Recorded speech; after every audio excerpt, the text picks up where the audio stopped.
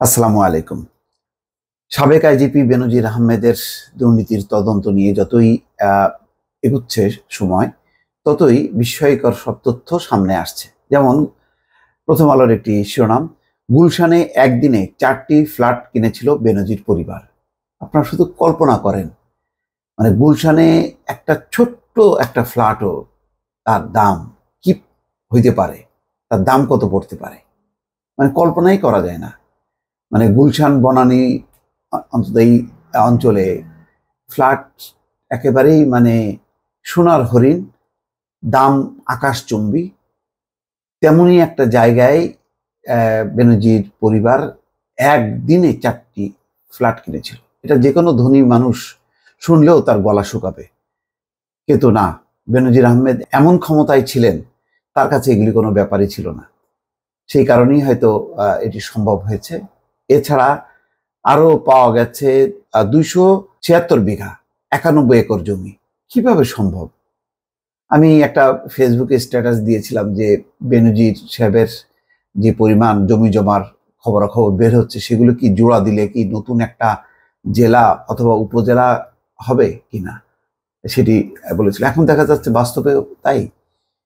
এখানে খবরে বলা হচ্ছে যে বেনজির আহমেদের পরিবারের আরো সম্পদের খোঁজ পেয়েছে দুদক।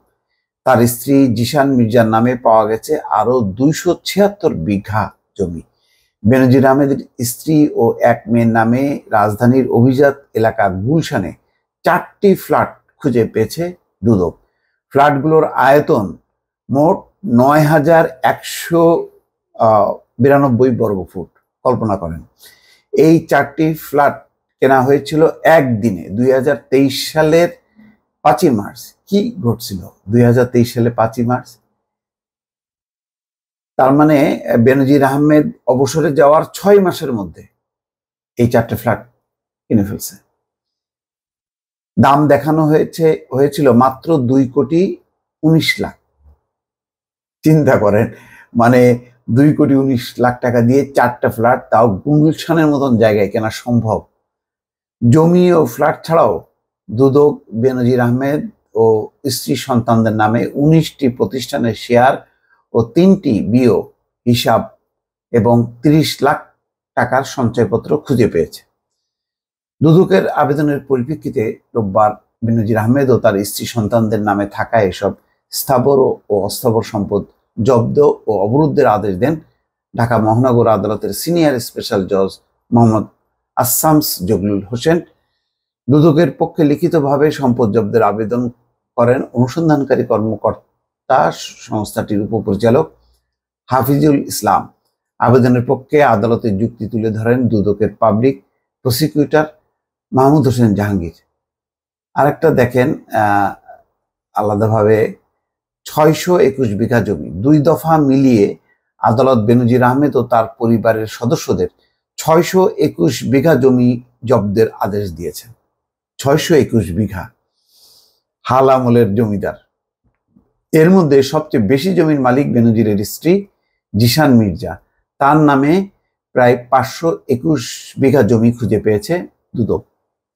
বাকি 100 বিঘার মতো জমি রয়েছে বেনজির, তার 3 মেয়ে ফারহিন রিশতা বিনতে বেনজির, তাহসিন রাইসা বিনতে বেনজির ও জারা জেরিন বিনতে বেনজির ও স্বজন আবু সাইদ মোহাম্মদ খালেদের নামে।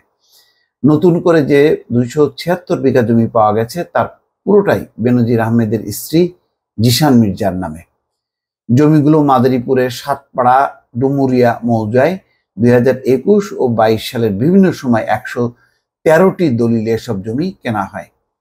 দলিল মূল্য দেখানো হয় মোট 10,22,00,000 টাকা। ফলে প্রতি শতাংশের দাম পড়েছে 11,500 টাকা মতো। বিঘা পড়েছে 3,79,000 টাকা।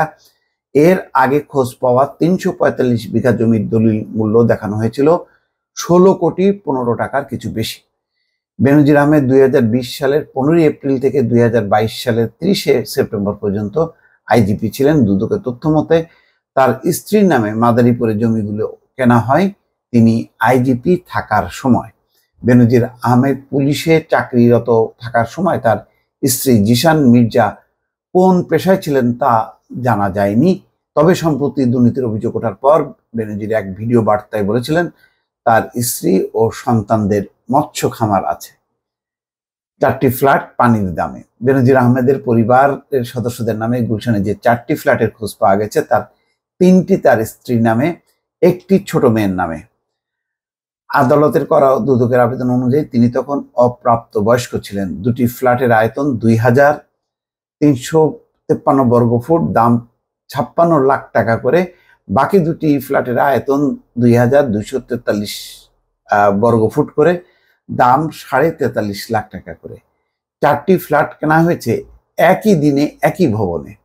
আপনি ভাব, পুরো ভবনটা কিনে ফেললেই তো হইতো। ভবনটির নাম র্যানকন আইকন টাওয়ার। হিসাব করে দেখা যায় 4টি ফ্ল্যাট কেনা হয়েছিল প্রতি বর্গফুট 2,383 টাকা দাম দেখিয়ে। আবাসন ব্যবসায়ীরা বলছেন ঢাকার কোথাও এই দামে ফ্ল্যাট কেনা সম্ভব না। বৈশ্বিক গবেষণা প্রতিষ্ঠান রিসার্চ ইন্টেলিজেন্স ইউনিটের বরাত দিয়ে গত বছর আবাসন খাতের ব্যবসায়ীদের সংগঠন রিহাব জানায় রাজধানীতে ফ্ল্যাটের দাম সবচেয়ে বেশি গুলশানে, প্রতি বর্গফুট 166 মার্কিন ডলার, যা বর্তমানে 19,422 টাকার সমান। কোম্পানির শেয়ার জব্দ। বেনজির আহমেদ ও তার পরিবারের শতভাগ মালিকানায় থাকা Savanna natural park, Savanna eco resort ও একটি শিশুর বিন্দু নামের প্রতিষ্ঠানের সম্পদ জব্দের আদেশ দিয়েছে আদালত। আরো 15টি প্রতিষ্ঠানে থাকা বেনজির আহমেদ ও তার পরিবারের সদস্যদের শেয়ার জব্দের আদেশও দেওয়া হয়েছে। দর্শক, এই বিবরণ শুনলে আপনাদের মাথা খারাপ হয়ে যায়। আপাতত মানে এটাই এখন এটা মানে সত্যিকার অর্থে যে পত্রিকায় এসছিল যে আলাদিনের চেরাগ বেনজির আহমেদের, আসলেই তাই। মানে সাম্প্রতিককালে হয়তো এটা প্রকাশ্যে এসছে বলে আমি জানি না এরকম আর কয়জন বেনজির আহমেদ বাংলাদেশে লুকিয়ে আছে যাদের এইরকম অগাধ সম্পত্তি। ভালো থাকবেন, আল্লাহ হাফেজ।